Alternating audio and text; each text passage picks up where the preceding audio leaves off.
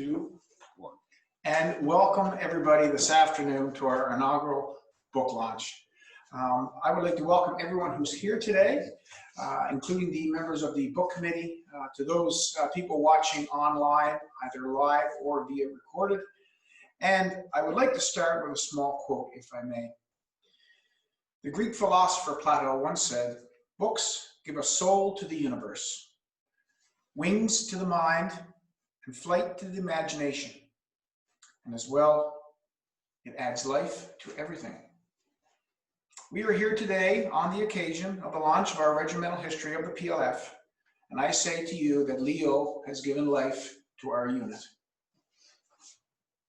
We have faced adversity in the release of this book, both in the organization of the sales and the launch and the conclusion to where we are today. But like true Fusiliers, we have prevailed. The RSM will address the sponsors and how important they've been. The contributors, our Honorary Lieutenant Colonel is also here today to give thanks to all those who helped us with the lift of this book. I would like to tell you how proud I am, not just of the men and women immortalized in Leo's book, but also of all Fusiliers and the family that we are, the PLF. Leo J. DeVoe, historian, author, speaker. He is a champion of Nova Scotia's history, and he is a stickler for accuracy. He is a member of the Writers' Federation of Nova Scotia, Nova Scotia Library Association, the Halifax Military Heritage Preservation Society, amongst a few, but you may also have seen him on the hop-on, hop-off bus. Leo's journey with us began in December of 2017. This 3-year journey has now culminated to us being here today.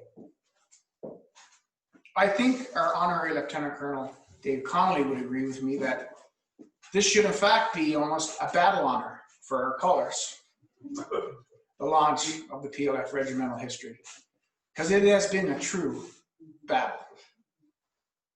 Leo, you have told our story and done such a great service to all Fusiliers in penning this book. I'd like to welcome you now to the podium to give us a brief history to start us off.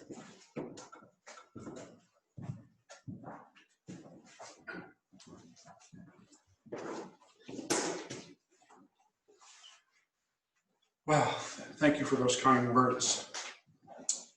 And welcome to all those here and online in attendance at the Army Museum at Fort George here on Citadel Hill, where the X marks the spot in slide 2, as we follow our social distancing protocols in these pandemic times.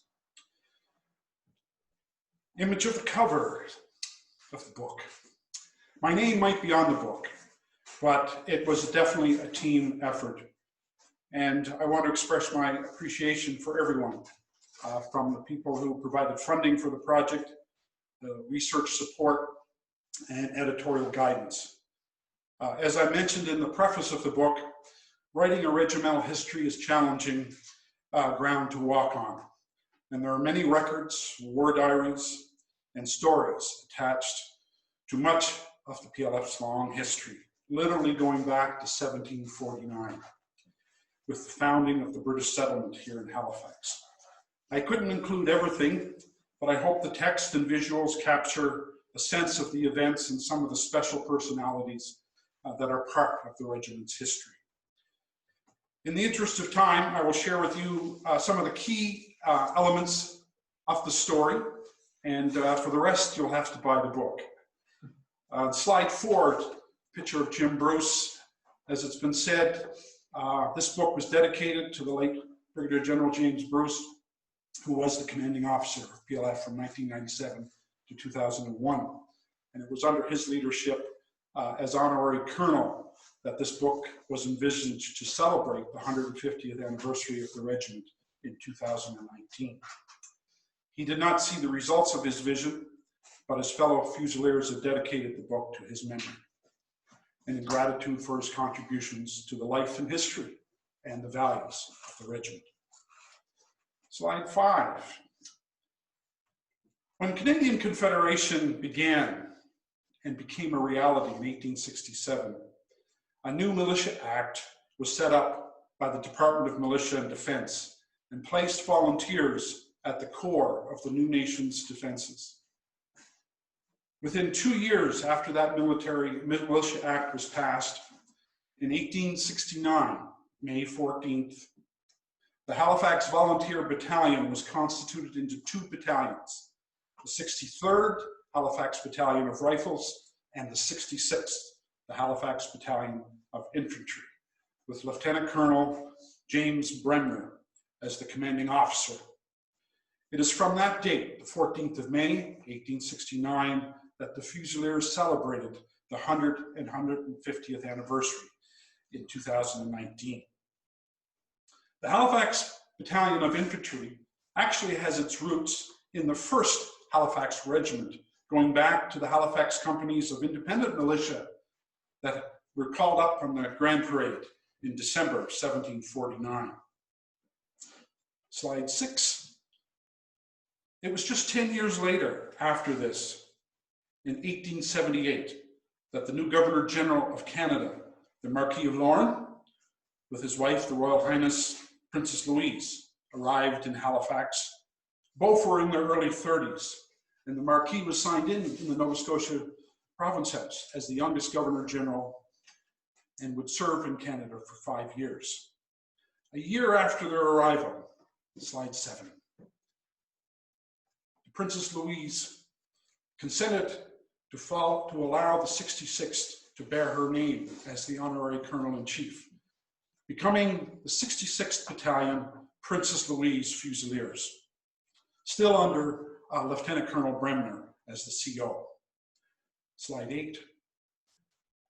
The stained glass window over the entranceway of the HRM City Council reflects that long history once again, from 1749 right up through the years. And also their sacrifice, slide 9, of the Casino Cemetery in Italy, which is evident where men rest in peace. Slide 10. With reference to 1749, when then Governor Colonel Edward Cornwallis arrived with over 2,500 settlers in June of that year to establish the British settlement and name it Halifax, by December, over 640 men from ages of 16 to 60 were formed up on the current parade square as the Halifax companies of independent militia. And their initial duties through the winter and into the spring and summer of 1750 consisted of nightly guard duty around the settlement and assisting the British troops in constructing a series of 5 forts with palisades around the settlement that you can see in this image from 1750. In essence, the citizen soldier militia tradition that we have today goes back to those early settlement times. Slide 12.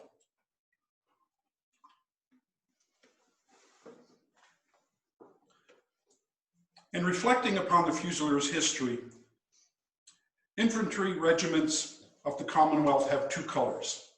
The Sovereigns, which for the Princess Louise Fusiliers is presently the Queen's color, seen here in slide 11, when they were received from Her Royal Highness Princess Margaret, then Colonel-in-Chief in 1988.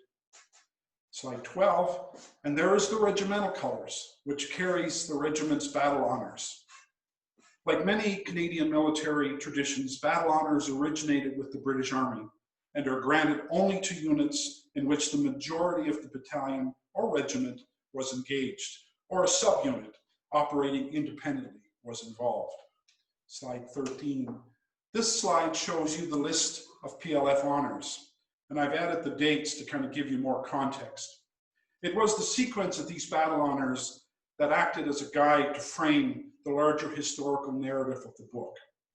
And the first battle honor relates to the Northwest Canada, 1885. The next slide. And here we see Bellevue House with the drill shed quarters at the bottom. And it was only after a few years when Princess Louise consented to the 66th Regiment to bear her name as the Colonel-in-Chief, when in March 1885, the battalion was called up with other militia units from across the young country to address a crisis that was unfolding in Saskatchewan, sometimes referred to as the Northwest Rebellion. The Halifax Provisional Battalion was formed up with 3 Halifax-based companies, the 66th, Princess Louise Fusiliers, the 63rd, Halifax Rifles, and the 1st Halifax Brigade of Garrison Artillery, totaling 390 men, all ranks, under the command of Lieutenant Colonel James Bremner.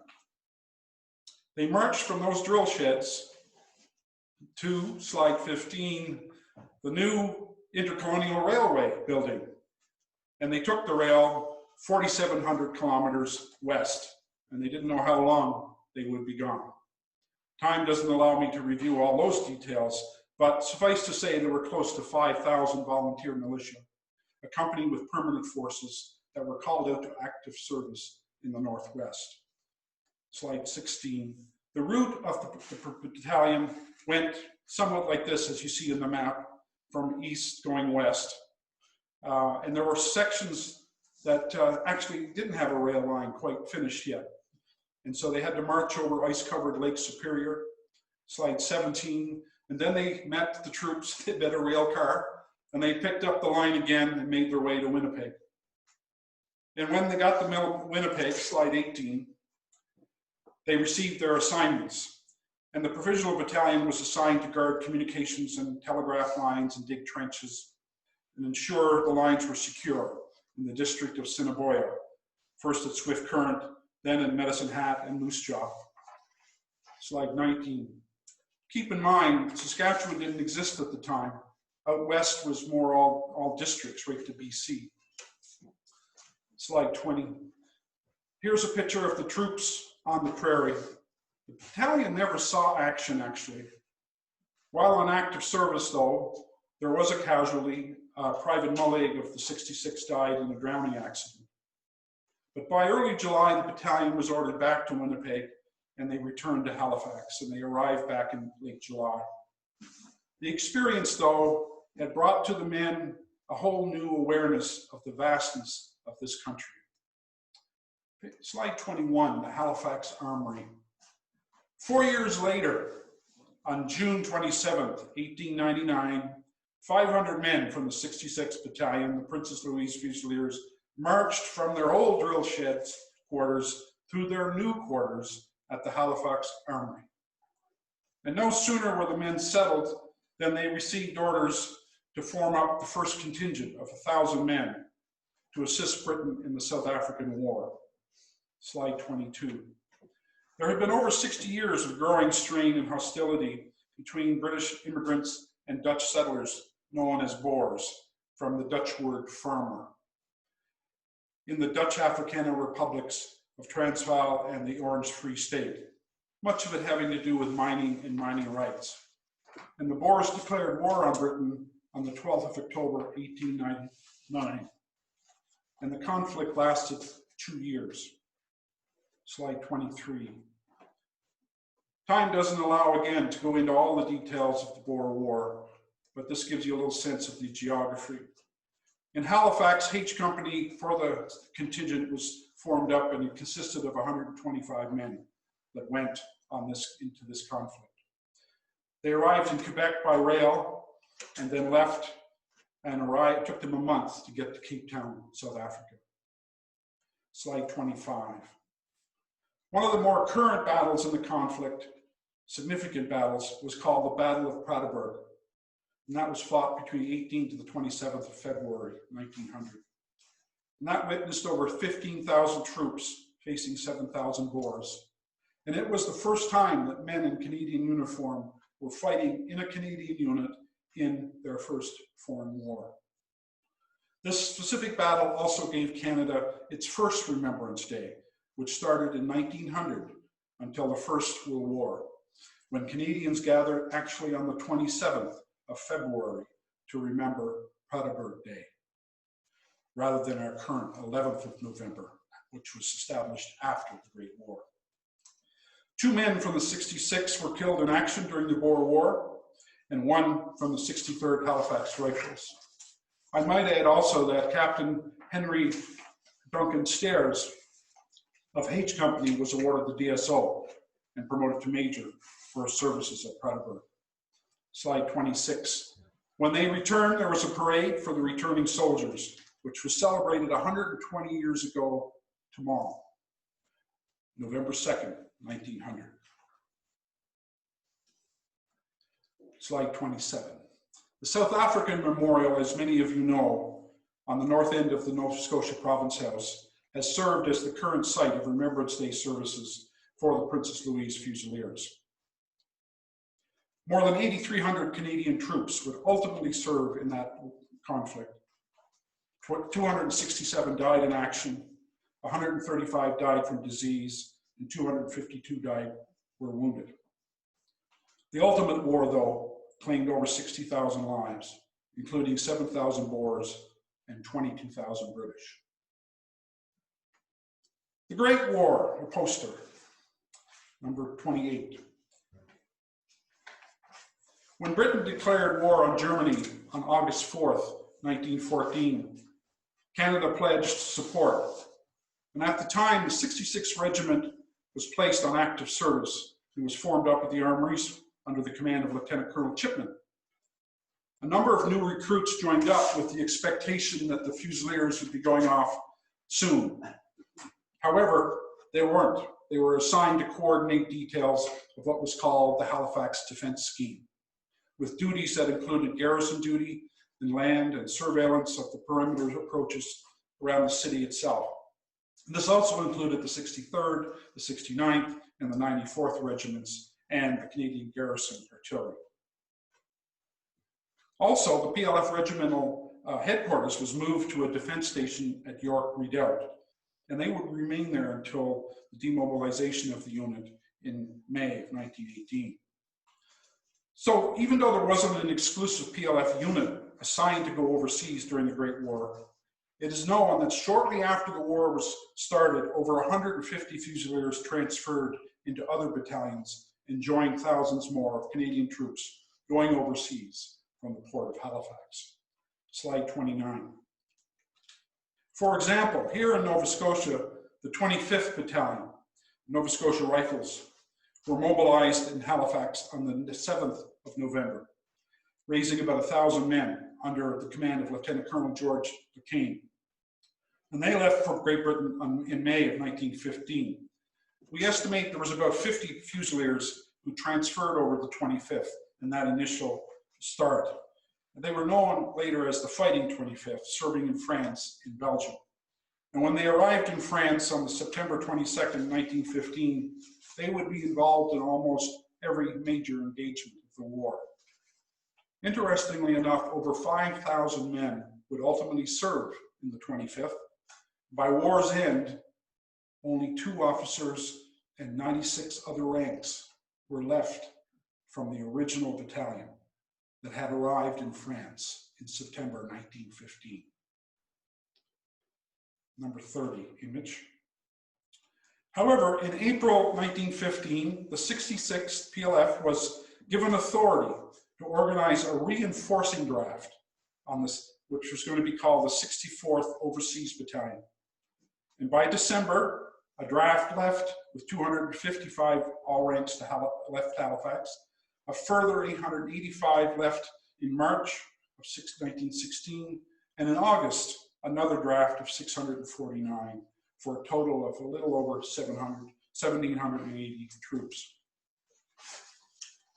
But by July, the 64th Overseas was disbanded, but it would be perpetuated after the war by the 66th. Now, the men of the 64th served as reinforcements in any one of over 17 infantry battalions that served during World War I. So what we have is all these men went into the 64th, the 64th went over, got disbanded, and then they all went into these different battalions. So it's very hard to track who went where. It's next to impossible. But we do know that many of the men, however, did serve in either the 25th or the 85th battalions that were Nova Scotia battalions, such as slide number 31. In 1914, Captain Duncan Stan Ball, later Lieutenant Colonel, he went and served with the 66th. He was with the 66th and then was transferred into the 25th. And after recovering from a wound in March 1916, he would command the 25th for a period of time. And he returned to Canada in the summer of 1917 and volunteered to serve in the Siberian Expedition Force in October 1918 in command of A Company of the 260th Battalion. And after he returned to Canada, he was actually the CO of the PLF from 1924 to 1927, and his son, Doug Ball, would also serve in the PLF. In slide 32, we have a very interesting personality of Captain Gordon S. Harrington. While he was a student at Dow, he served in the PLF for 11 years, becoming a captain.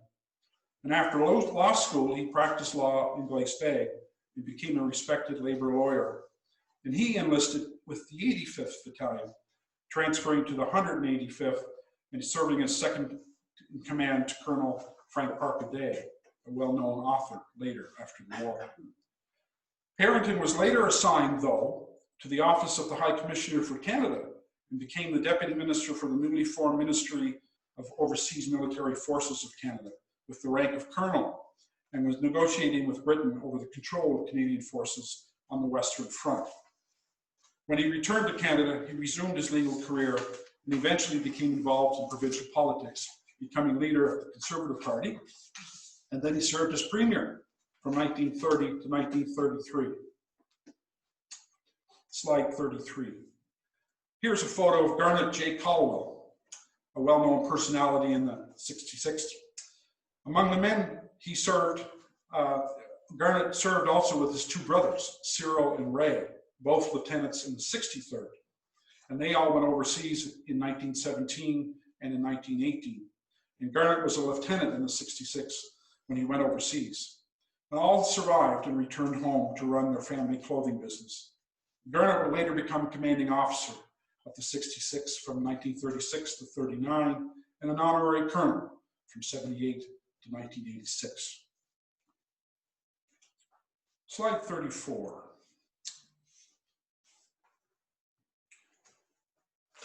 As it's been pointed out by many historians, the Great War was an infantry war. Artillery was definitely there. My grandfather served in the Canadian Field Artillery. But by and large, it was a gigantic struggle between great masses of men fighting at close range and often hand to hand.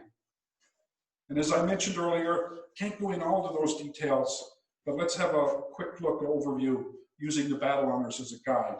Slide 34, as I say, the map of the Western Front. By September 1915, the 1st and 2nd Canadian Division had joined up near Ypres, and they had brought together to form the Canadian Corps.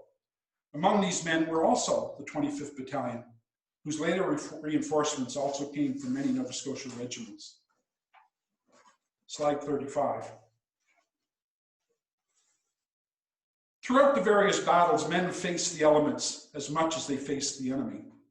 It's often said that the main enemy on the Western Front during the winter of 1915-1916 was the rain and the mud, with men often enduring up to 24-hour shifts at the front line without any hot food or rations, consisting of bully beef, hardtack, and water.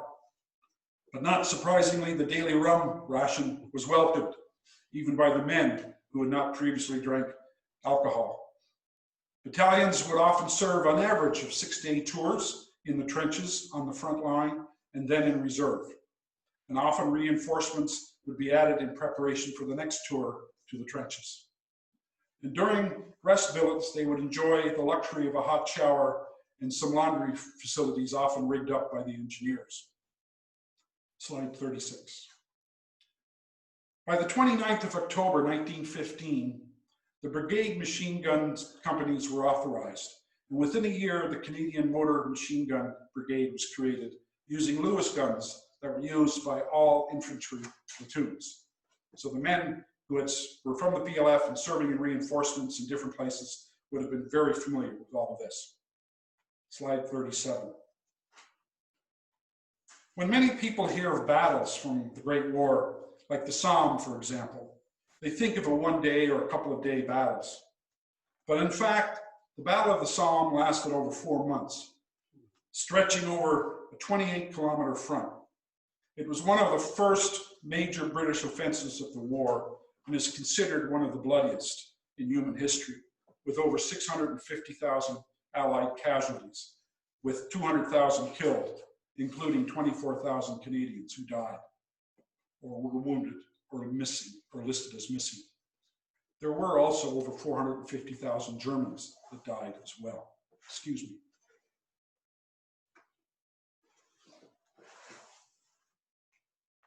And as we know, our Newfoundland friends, also the Newfoundland Regiment, lost over 324 men and 386 were wounded. So it gets emotionally exhausting when you start considering the gravity of those numbers that were lost in that war. Slide 38. The Second Battle of Arras, fought between the 9th of April and the 16th of May on the Western Front, actually started in a severe snowstorm. The British suffered 160,000 casualties and 100,000 French had been killed, and the Germans suffered 125,000 casualties. Keep in mind, as you can see in this map, during the same time as the Battle of Arras was happening, the same time, there were over 15,000 men in the Canadian Corps fighting at Vimy Ridge between April 9th and the 12th. 3,600 men would die at Vimy, Canadians, and another 7,000 were wounded in this 4-day battle. Slide 39. This is a map showing Hill 70. Later in the summer of 1917, so after Vimy, as the summer progressed into August 15th to the 25th, on the outskirts of Lens, which was 6 kilometers north of the Canadian positions on Vimy Ridge, Hill 70 would cost 2,000 Canadian soldiers' lives and another 7,000 casualties. An estimated 25,000 Germans were killed or wounded. 6 Canadians were awarded the Victoria Cross for bravery on Hill 70. And while Hill 70 was unfolding, the Third Battle of Ypres, which is known now as Passchendaele, was also unfolding without much success by the British. And they had suffered over 240,000 casualties, but it was left to 100,000 Canadians in the Corps recovering from their battle at Hill 70 to capture Passchendaele on the 10th of November, 1917. They would suffer over 16,000 casualties, 4,000 died. Such as, slide 40, Lieutenant Fielding of the PLF was among the reinforcing draft of 5 officers and 250 men who had sailed for Britain in 1916. And he was later transferred to the 7th British Columbia Battalion in France and was twice wounded before dying at Passchendaele. Slide 41. Here's Lieutenant Edward Reg Clayton, and he had served with the 66th and came to Europe with the 219th Battalion Brigade Overseas, the Highland Battalion, sorry. And later he was transferred to the 85th Nova Scotia Highlanders. And he was promoted to captain on the 9th of August, 1917, and was awarded the Military Cross. He later died as he led his company into battle at Passchendaele, and his name is inscribed on the Menem Gate in Belgium. Slide 42. While all this was going on in Europe in December, late December, the men on the Western Front from Nova Scotia heard some pretty horrible news about a tragedy that was happening in Halifax, or did happen in Halifax on December 6th. We know it as the Halifax explosion. It killed about 2,000 people, injured 9,000, and it destroyed many homes in the north end of the city, leaving many homeless. At the time, Halifax's population was about 50,000. Slide 43. The destruction, of course, was immense. Slide 44. The blast also killed 2 men from the Princess Louise Fusiliers on active service. Private Frederick Stacey, he was 42, and Private Alfred Bendo. Slide 45. PLF commanding officer at the time, R.B. Simmons, was assigned unit second in command for all military and naval relief parties engaged in the rescue work in the devastated areas. And so by the afternoon after the explosion, every man who could be spared from the 66th and the 63rd and from the artillery manning the forts had joined them, rescuing people from the ruins of the buildings, extinguishing fires, cleaning streets, and patrolling and furnishing guards where necessary. Number 46. For example, providing food and clothing and shelter here at the armories. 47. Setting up tents on the commons. 48. And also at that time, the PLF had a band, and they helped play in different places. Here in this picture, 48, is we're playing in a funeral march for several unidentified victims of the explosion. Slide 49. Back on the Western Front, the before-mentioned Canadian Motor Company were formed up in October of 1915. They had actually become the forerunners of the heavier tanks that were to be used later for the first time in modern warfare at the Battle of Courcelette, actually, on the 15th of September, 1916. This photo here is the 5th Battalion Canadian Mounted Rifles returning on a tank at Amiens in August 1918. And speaking of Amiens, author Jack Granenstein has observed that in the last 18 months of the Great War, 1914 to 1918, the Canadian Corps became the shock troops of the British Empire, and they would play a major role in the Allied victory over Germany. Slide 50. The Canadian Corps led the Battle of Amiens on August 8, 1918, under a barrage of over 600 artillery guns. There were 46,000 casualties in the battle. German General Erich Ludendorff would later reflect that Amiens was the blackest day of the war, and I sensibly told the Kaiser that the war must be ended. And by the fall, later, just a couple of months later in November, the Canadian Corps had entered Belgium, 18 miles from Mons. And by the time Mons was in Allied hands, Lieutenant General Arthur Currie received word that armistice was to begin on the 11th day at the 11th hour. Slide 51. Princess Louise Fusilier Colonel William Martin King, OBE. He was serving with the 85th Battalion at the time of the armistice. And he had the distinction of leading the 1st Canadian troops into Mons on the 11th of November, 1980. And his name is inscribed in the Golden Book of Mons. He would later serve as commanding officer of the Princess Louise Fusiliers from 1930 to 1935. Overall, 620,000 Canadian men and women had enlisted during the First World War, with over 424,000 going overseas. 66,000 died, 51,000 of those in action, and over 172,000 were wounded. It is estimated there were over 11,000 Canadian soldiers who fought in the Great War that have no known grave. The last Canadian First World War veteran, Mr. John Babcock, died on the 18th of February, 2010, at the age of 109. He had claimed to be 18 when he joined, but he was actually 16. And he was training in Britain when the war ended. With the return from overseas, a reorganization of the 66th occurred in 1919. And by May of 1920, the numerals 66th were dropped, and the regiment became the 1st Battalion, Princess Louise Fusiliers. And as mentioned earlier, they perpetuated the 64th Canadian Infantry Battalion, Canadian Expeditionary Force, with 5 battle honors. Slide 52.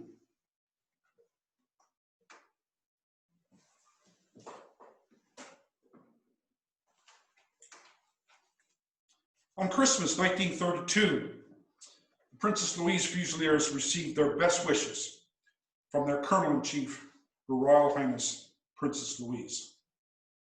A month later, on the 30th of January 1933, someone named Adolf Hitler was appointed Chancellor of the Reichstag. And by June of 1934, he was talking about a 1,000-year reign of the Nationalist Socialist movement. By December 1936, A Company, 6th Machine Gun Battalion of the Canadian Machine Gun Troops, were amalgamated with the existing Princess Louise Fusiliers unit and named the Princess Louise Fusiliers bracket MG, as standing for a machine gun unit, with the commanding officer, World War I veteran, Lieutenant Colonel Garnet Caldwell, and he served till 1939.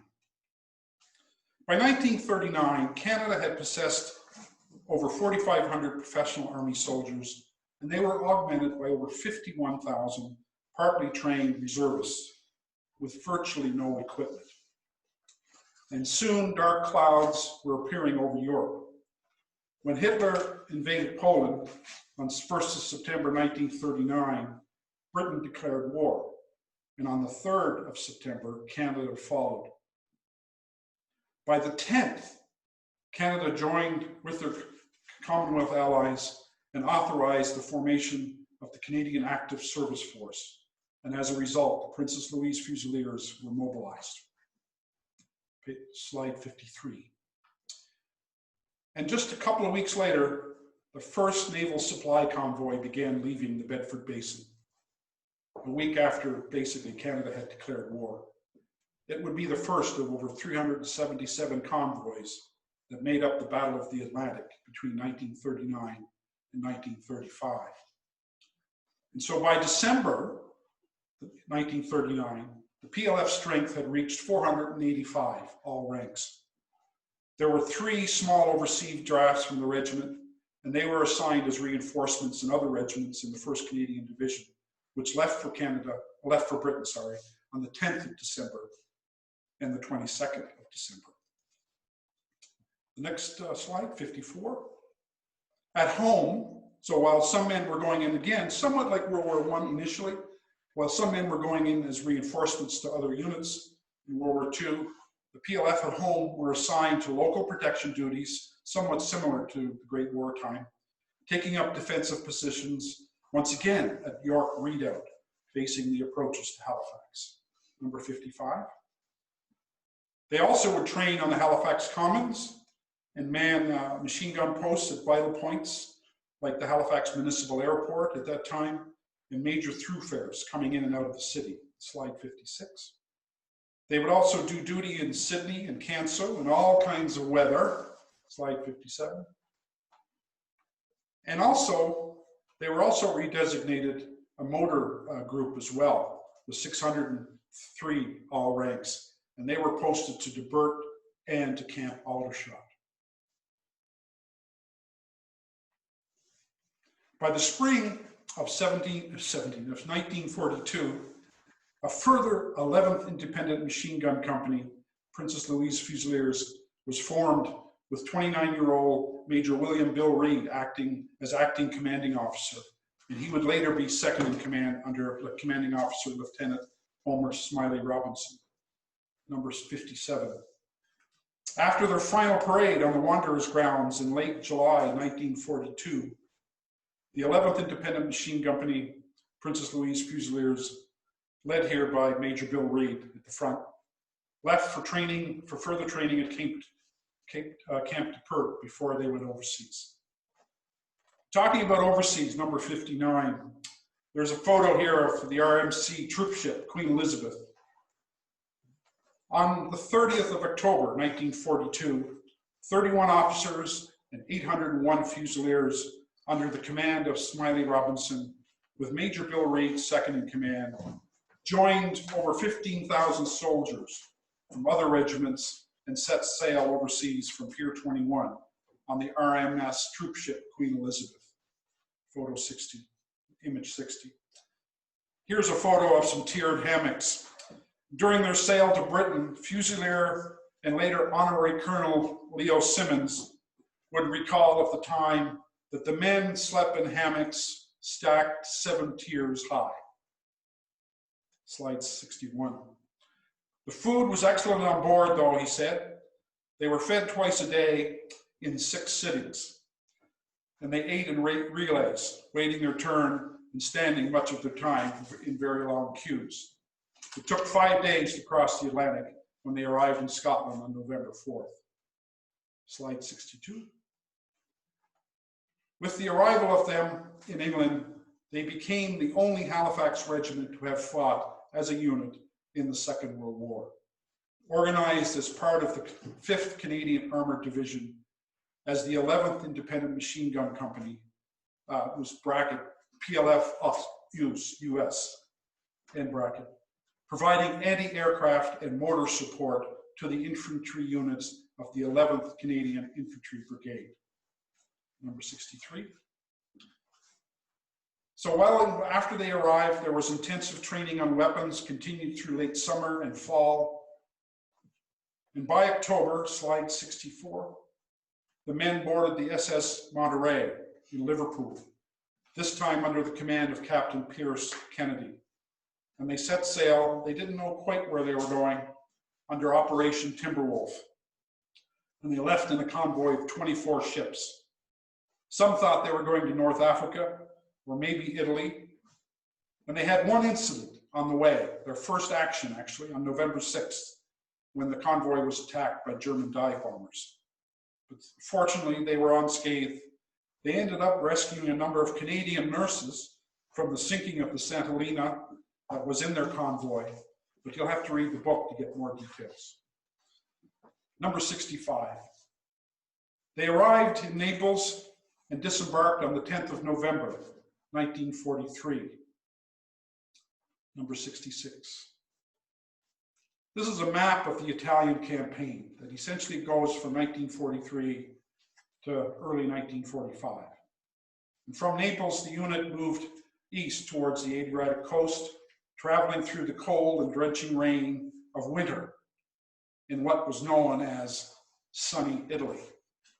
And they arrived in Altamura on the 24th of November and set up camp, located about 200 kilometers south of the battle front, near the east coast town of Bari. More training followed, and after the rains, more chilling winds of winter, and they continued to write home about sunny Italy. Image 67. The PLF spent their first Christmas at Altamura, and it was BYOB, as the menu indicates. And some men were assigned different parts of the menu as well. Slide 68. Here's a picture of the officers at Altamura in January of 1944. Slide 69. These are the PLF sergeants at Altamura. Slide 70. I wanted to go back to the honors, the battle honors once again, so you can get a context of the sequence of which, in terms of how the unit traveled. The first on-the-ground action for the PLF took place on the 17th of January, 1944, as they attempted to cross the Arielle River. The men continued to learn lessons and make their way north and southwest of Ortona.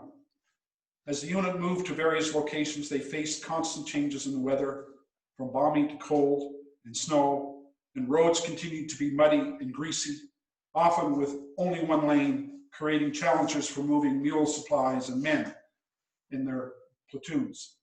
And through it all, accommodations was practically nil, which severely tested the morale of the men. In various battles, the Fusilier men perfected their mortar selection and targeting, and soon being able to bring fire down on targets within 2 minutes of receipt of the map references of the target. Number 71. As the men made their way north, by March 1944, command of the 5th Canadian Armored Division was taken over by British Columbia Major General Bertram Merrill Bert Hoffmeister, DSO. It was during the 5th Armored Division all-arms exercise called Talio from the 14th to the 18th of April that the soldiers coined the term the Mighty Maroon Machine. Mighty reflected their confidence in their division's leadership. Maroon was the color of the division's square shoulder patch, still worn today, and machine was a metaphor related to the power of armed men on the move with their division's Sherman tanks. Slide 72. By mid-April 1944, the men faced the Melfa Crossing and the Leary Valley just 5 miles northeast of Cassino. Slide 73. This picture of Lieutenant Allen's 2nd Platoon Mortar Company in Italy, 1944. To me, it captures the youth of the men in a very poignant way. Slide 74. And there was also more training on 3-inch mortars near Remney. On May 22nd, the PLF had their first casualty in action. Fusilier Edmund Peter Joseph Martineau was killed during heavy shelling. Fusilier Mortar Position Officer Lieutenant Colin D. Nickerson was also awarded the Military Cross for his leadership, courage, and devotion to duty during this action. Besides Martineau's death, there were a number of other Fusiliers wounded in the action. Number 75.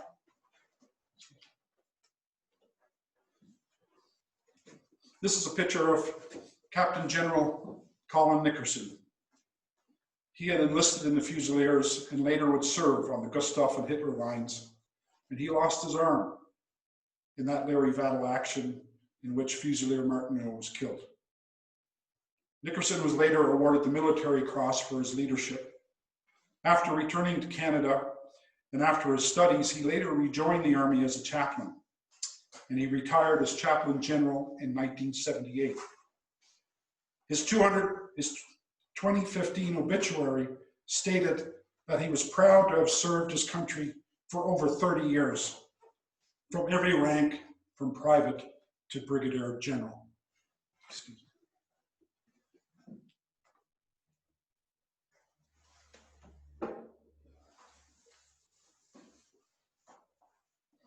By July 1944, the Fusiliers received news of a reorganization plan, and they were redesignated the 11th Independent Machine Company under the command of Major Pierce Kennedy, and also the 12th Independent Machine Company under the command of Norm Minshew.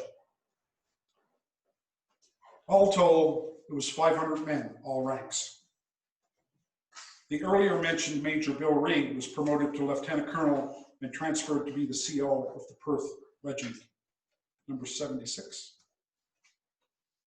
The Cassino War Cemetery in Italy commemorates the more than 4,000 men who died in the Sicilian and Italian campaigns who have no known grave. It includes 192 names of those who were Canadians. More than 4,200 graves are located here, of which 5 are men of the Princess Louise Fusiliers. They had fought through Gustav and Gothic lines at Niceno, Coriano, and Lamoni crossings till late February 1945, when they ended their role in the Italian campaign and were moved out in February with the 5th Armored Division for Northwest Europe. 19,484 casualties in Canadian soldiers, and there were over 5,400 killed in the Italian theater. Over 1,000 were captured also. The campaign ultimately claimed 27 lives of PLF men. Number 17. This is a map of Northwest Europe, 1945. The men arrived in Belgium and Northwest Europe by March 27th. They were quickly on the move into southern Holland towards Arnhem. A year earlier, Operation Market Garden had failed to liberate Arnhem. It had a key bridge that would follow the Allies to help the Allies make their way into the heart of Germany. And led by the 49th British Infantry Division and supported by the 5th Canadian Armored Division and the Royal Air Force, the men fought for 4 days and were able to liberate Arnhem. Number 78. After the liberation of Arnhem, the Independent Machine Company, number 11, Princess Louise Fusiliers, would participate also in the liberation of the port of Delfstroom in northern Holland. I can never pronounce that right. And by the 2nd of May, 1945, the Germans surrendered their forces, and Victory Day was marked throughout Europe on the 8th of May, 1945. Princess Louise Fusilier men returned home to Nova Scotia on the SS Mauretania in late January 1946. The Canadian War Museum points out that 45,000 Canadians lost their lives in the Second World War, and over 55,000 had been wounded. For the Fusiliers within their unit, over 27 were killed in action, 17, and a number of others who died while serving in other units as well. Number 79. Right after the war, it's useful to remember that on the 24th of October, 1945, the United Nations was formed, came into existence. And 4 years later, NATO was formed. Here's a picture of Field Marshal Bernard Montgomery, who arrived in Halifax in 1946, then Chief of the Imperial General Staff, to visit the Halifax Armory and to inspect Princess Louise Fusiliers. This is a photo of Montgomery with Major General Harry Foster in the middle and Guard Commander Major George Hellerwood on the right. When the Korean War broke out in 1950, it is known that many men from the Fusiliers also served in the regular army, but records are hard to trace to be more specific as to how many actually went. Number 80. Here's a photo of Her Royal Highness Princess Margaret, Countess of Snowdon, who was appointed Colonel-in-Chief and later took her first official visit here to Halifax in 1958.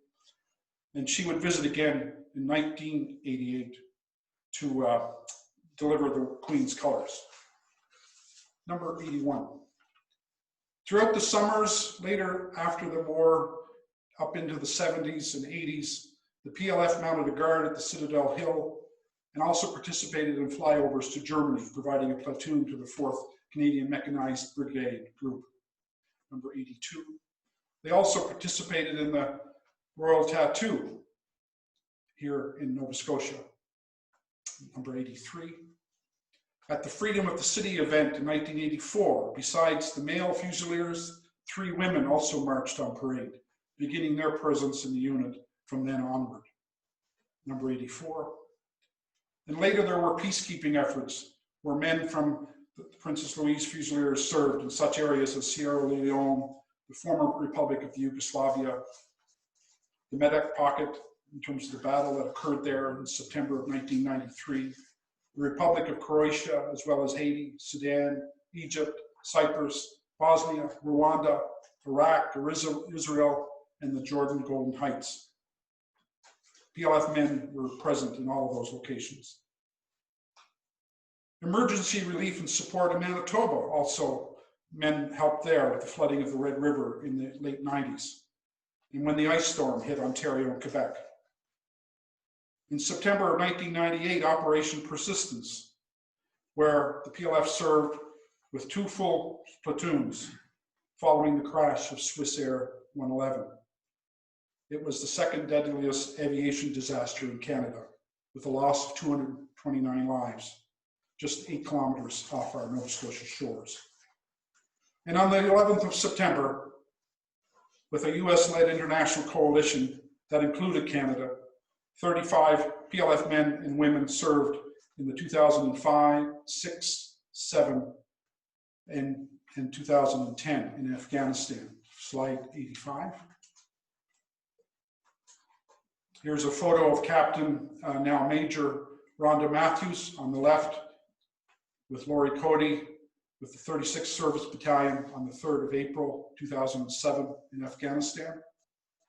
On Easter Sunday, just 5 days after this photo was taken, 6 Canadian soldiers were killed by a roadside bomb, including PLF Master Corporal Christopher Stanix from Dartmouth, who died, and PLF Corporal Sean Fevens, who was seriously injured.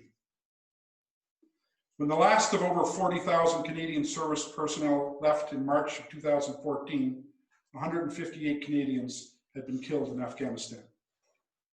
It is the moment Princess Louise Fusiliers received their most recent battle honor. Slide 86. The soldiers of the Princess Louise Fusiliers have been part of the Halifax community, always ready to serve, whether locally or around the world when called upon. Its members have participated in all of Canada's major deployments. Slide 87. The men and the women of Princess Louise Fusiliers now number 125 all ranks and serve as a unit of the 36th Brigade Group, 5th Canadian Division, under Commanding Officer Lieutenant Colonel Barry Pritchard. Number 88. They have served well their motto, Fideilter, faithfully.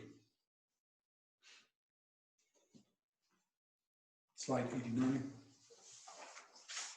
Take time to remember men and women who've served in our armed forces and in our reserves this coming November 11th. Thank you.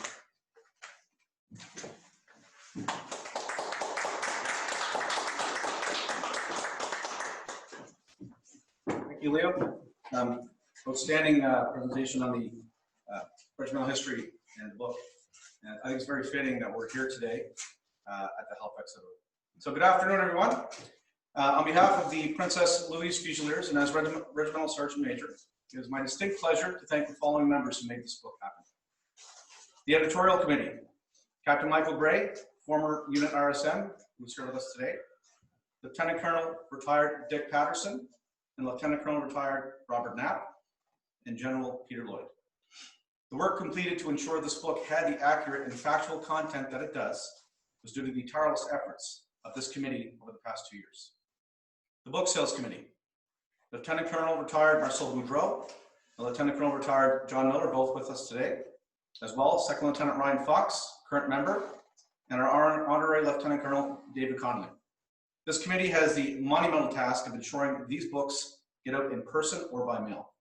With COVID-19 as a barrier, this team was able to ensure the very first distribution of books to all who were able to attend the weekend sales effort a few weeks ago. And finally, the donors. All unit members who donated pictures, memories, and funds, and all of those affiliated former and present members mentioned within this book. And there are too many to mention here, which shows the passion that everyone in our PLF family shared in order to make this project happen. Once again, thank you to all, as without all of you, this book still would only be a thought. I'm going to turn the podium over now to our honorary Lieutenant Colonel, David Connolly, for closing remarks.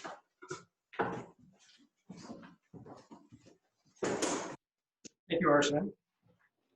The RSM has extended our thanks to all members of the regiment, both past and serving, for all of the efforts that you have given us in making this book a reality. I have the privilege of thanking the man who pulled it all together into a spectacular publication, our author, Leo DeVoe. Now, those of you who may have read other regimental histories know that they vary. A lot of them can be pretty much a dry recitation of a unit's war diaries. This is a regimental history like no other. It comes to life through the marriage of our unit history, through personal anecdotes and photographs. Leo, you've done a masterful job, and we're incredibly grateful to you for helping us celebrate our 150th anniversary. You've also been a staunch supporter of us in selling this book, coming in on the weekend and signing copies for all of those people who showed up to do so. So we're really appreciative of that. Thank you. As Leo mentioned at the outset of his remarks, there's also someone who is not with us today, who also deserves a great deal of credit. This book was the pride and joy of our late honorary Colonel, Brigadier General retired Jim Bruce.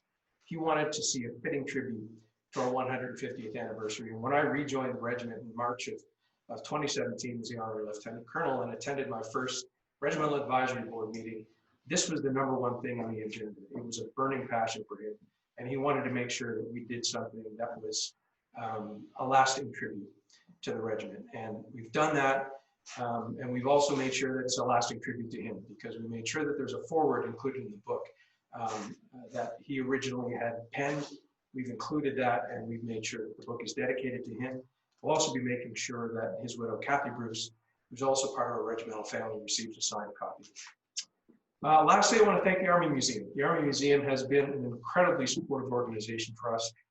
They've offered their premises to us when we did our book sale a few weeks ago, and they've hosted us here in front of our regiment's display case. So many thanks and a shout out to the Army Museum, fantastic organization. When it reopens next year, please make time to come up and visit us here at the Army Museum. So in closing, thank you for joining us today. If you want to order a book, so here's the sales pitch. We do have an email address that you can send an inquiry to, and that is plfrha@gmail.com. That's plfrha@gmail.com. And that is the email address of our brand new regimental association, the PLF Regimental Heritage Association, and we are looking after distributing books. So thank you all for joining us today, and Fideilter.